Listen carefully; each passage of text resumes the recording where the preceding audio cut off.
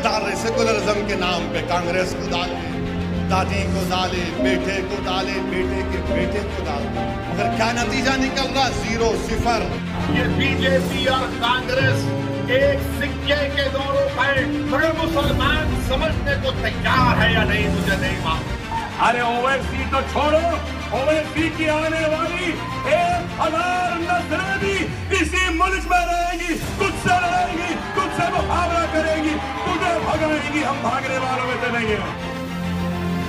बिहार चुनाव की तारीखों के ऐलान के साथ ही साल 2020 के चुनाव में मुस्लिमों का रुझान किस पार्टी की तरफ होगा, बिहार की सियासत में ये सवाल अहम हो गया है। मुस्लिमों के रहनुमा बनने वाले नेता अपने अपने दावे कर रहे हैं। ऐसे में सबसे ज़्यादा खुद को अक़लियतों का रहनुमा बताने वाले AIMIM पर भी सबकी नज़र ज़रूर है। AIMIM ने इस बार बिहार की 50 सीटों पर अपने सिपहसालारों को उतार रही है। AIMIM के नेता असदुद्दीन ओवैसी ऐसे नेताओं की अहमियत को बाखूबी जानते हैं, इसलिए वो चुनाव से पहले ऐसे ही सियासत के पियादों को चुनावी मैदान में उतार देते हैं। लेकिन सवाल ये है कि अब तक मुस्लिम अपना पहला विकल्प RJD और कांग्रेस के गठबंधन को मानती आई है। अब एक बड़ा सवाल ये है कि ओवैसी की ओर क्या मुस्लिमों का रुझान सही होगा?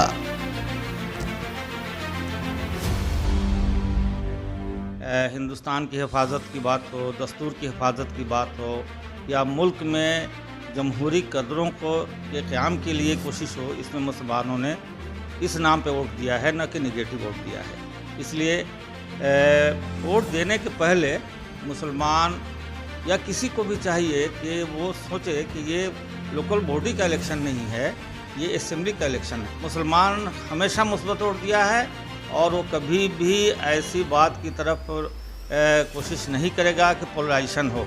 सीमांचल में जहाँ कुछ परसेंटेज मुसलमानों का ज़्यादा है, तो अगर वो मुसलमान वहाँ वोट देंगे तो बाकी दूसरे ज़िला में हिंदू क्या करेंगे? वो पूरा का पूरा मामला पलट जाएगा। तो मुसलमान न कभी ऐसा गलती किए हैं और न ऐसा गलती करेंगे, वो कभी भी।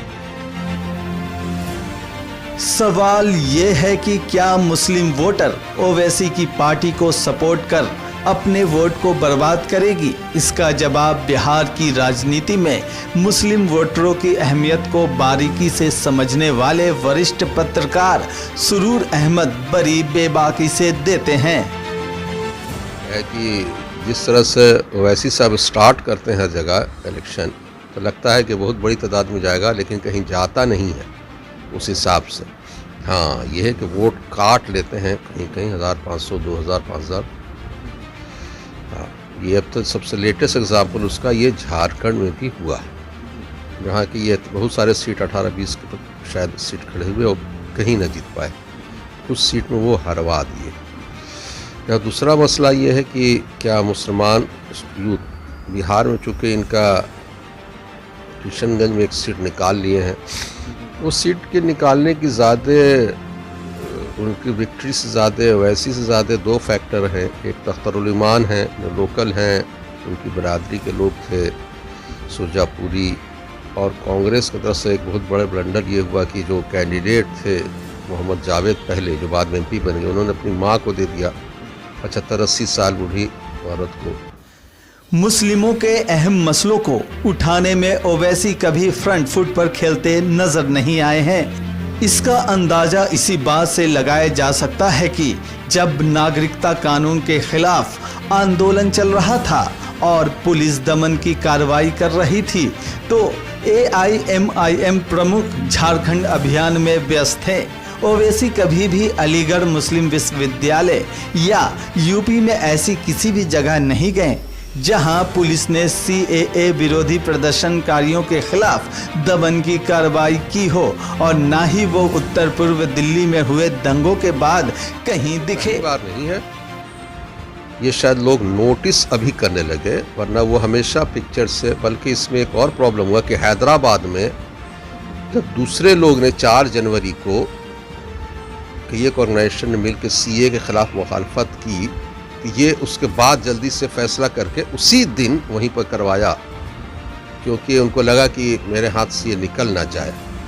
बल्कि आप देखा होगा कन्हैया गए या चंद्रशेखर आज़ाद गए तो उनके सारी इस टाइप के जैसे और लोग गए तो वहाँ की स्टेट गवर्नमेंट टीआरएस की जिससे इनका पूरा समर्थन है, उन्होंने तो बज़ाब्ता उन लोग को रैली नहीं करने दिया। तो ये तो हमेशा ऐसे मौके पर रहे हैं जब ये कभी इधर रहा है कभी इधर, कभी वो मुस्लिम लीडर नहीं रहे, वो कभी मुस्लिम इशू को नहीं उठाए। हाँ, तकारीर में वो बोलते रहे कुछ चुटकुले बातें और कुछ भीड़ लगती रही, कुछ यंगस्टर्स आते रहे और फिर जाते रहे, लेकिन वोट देते वक्त आदमी थोड़ा सोच समझ कर देने लगा। तो एक दो पॉकेट्स में तो जो आए, खुद हैदराबाद से बाहर पूरे तेलंगाना में बड़े बड़े शहरों बहुत जगह मुसलमान आबादी है, आदिलाबाद है, नाजिमाबाद है, करीम नगर है, ये सब जगह पर कहीं नहीं इनकी पार्टी MIM खुद वहाँ नहीं बाहर गई है हैदराबाद के। ओवैसी खासकर किशनगंज और आमतौर पर उत्तर पूर्व बिहार के सीमांचल क्षेत्र की अनदेखी को मुद्दा बनाते रहे हैं।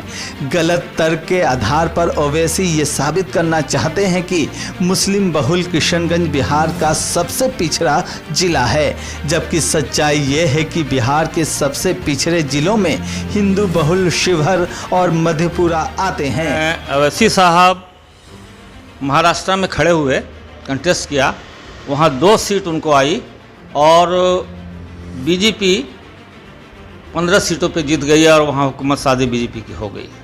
बंगाल की बात आप देख लें तो बंगाल में आज तक ओवैसी साहब ने कंटेस्ट नहीं किया है, लेकिन मुझे पूरा यकीन है कि अब वहाँ बीजेपी कंटेस्ट में आ गई है तो वहाँ वो जाके मुसलमानों के सेंटिमेंट को जगाकर वो इलेक्शन लड़ेंगे और बीजेपी की मजबूती उससे मिलेगी। मैं तो इसको मानता हूँ वो एक इस्तेहसाल की राजनीति करते हैं और सेंटिमेंट से फ़ायदा उठाना चाहते हैं। बात तो हमको जनरल करनी चाहिए। आज ओवैसी और उनकी टीम को जिस तरह से अपनी सियासत करने की छूट मिल रही है वो हैरान करने वाली बात है।